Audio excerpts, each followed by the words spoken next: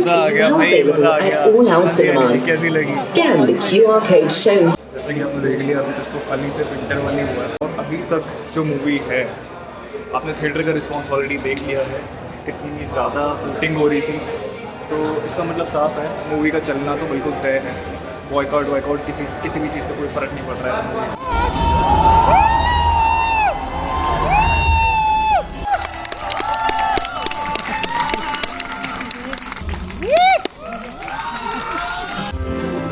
Credits आ गए तभी लोग उठने को राजी नहीं है बिल्कुल भी।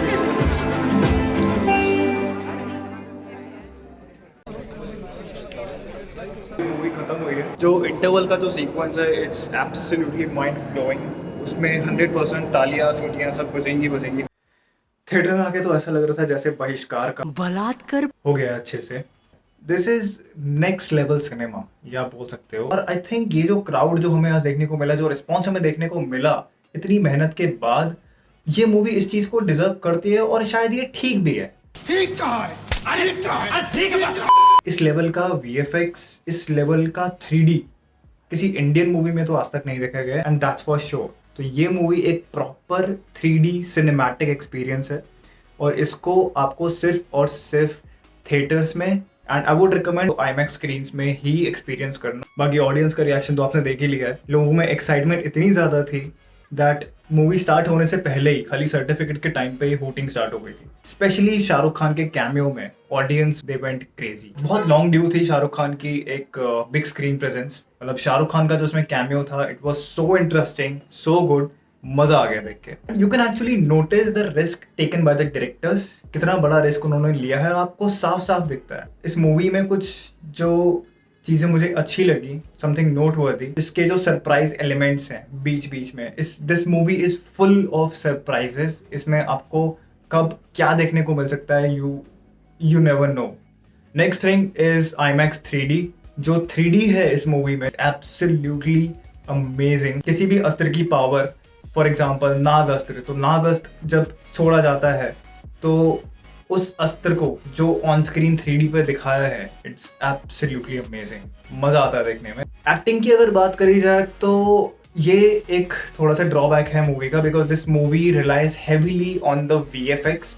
कुछ ऐसी चीजें जो इस मूवी को एक बड़ा हिट बना सकती हैं वो ये है, सबसे पहले इस मूवी के सरप्राइज एलिमेंट्स। दूसरा इंटरवल सीक्वेंस एक बहुत अच्छे नोट पे आता है।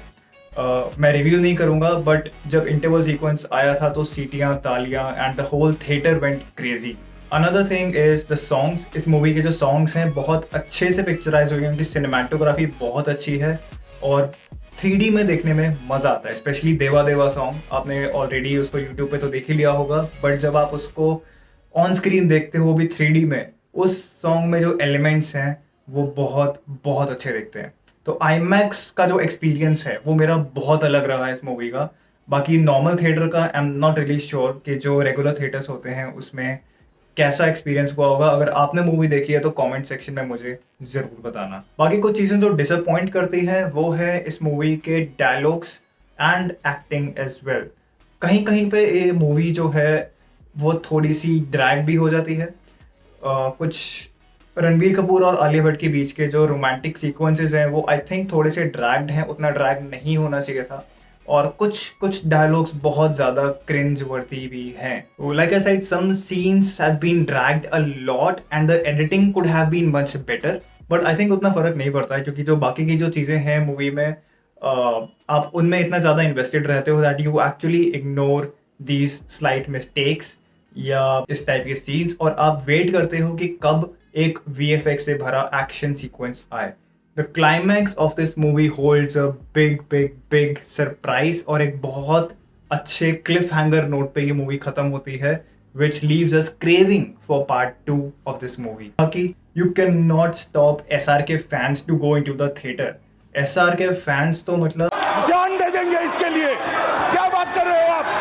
बाकी अगर बात करी जाए बॉयकॉट की और फेक कलेक्शंस की, तो वीडियो में मैंने आपको दिखा ही दिया है दैट ऑडियंस कितनी एक्साइटेड है इस मूवी के लिए। और अगर ऐसे फुल थिएटर को भी लोग फेक बुकिंग्स का नाम देते हैं तो फिर ऐसी बात किसी के गले नहीं उतरती, लोग मजाक उड़ाते।